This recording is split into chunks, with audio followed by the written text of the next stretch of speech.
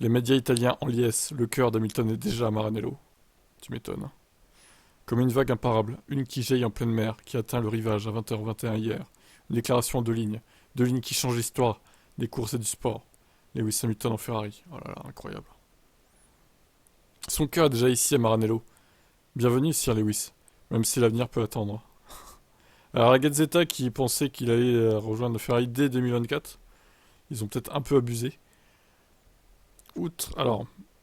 Chaque pilote, tôt ou tard, est fasciné par la voiture rouge, comme l'a dit Alain Prost lorsqu'il a signé avec l'équipe.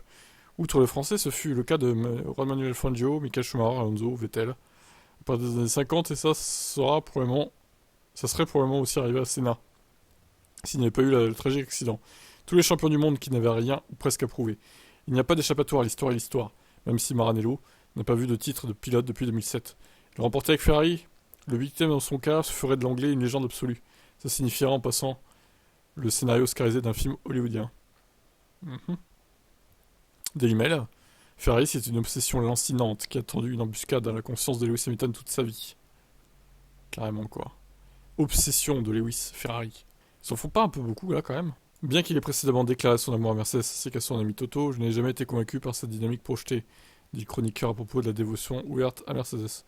Lewis, et je n'entends pas cela comme une critique, mais comme la reconnaissance d'un concurrent de haut niveau dans le business brutal du sport d'élite, est aussi dur que des clous, aussi têtu qu'une tache de vin rouge. En d'autres termes, s'il le fallait, Hamilton se choisirait lui-même et non Mercedes. Chez Ferrari, Hamilton sera le coéquipier de Leclerc. Le Daily Mail s'attend à ce que l'équipe devienne le centre de l'attention en termes de glamour, de gros titres et d'intrigue. Cependant, la combinaison du roi vieillissant et du jeune prince en harnais est attrayante. Les avares propriétaires américains de la Formule 1 Liberty Media n'auraient pas pu mieux scénariser la chose sur Netflix. Pas mal.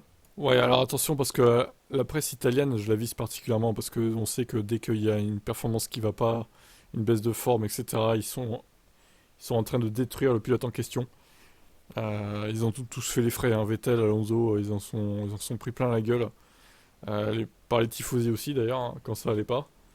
Donc il va falloir qu'il travaille avec ça, Lewis, qu'il fasse attention à ce qu'il dit aussi. Parce que les tifosi, c'est pas les fans anglais, hein.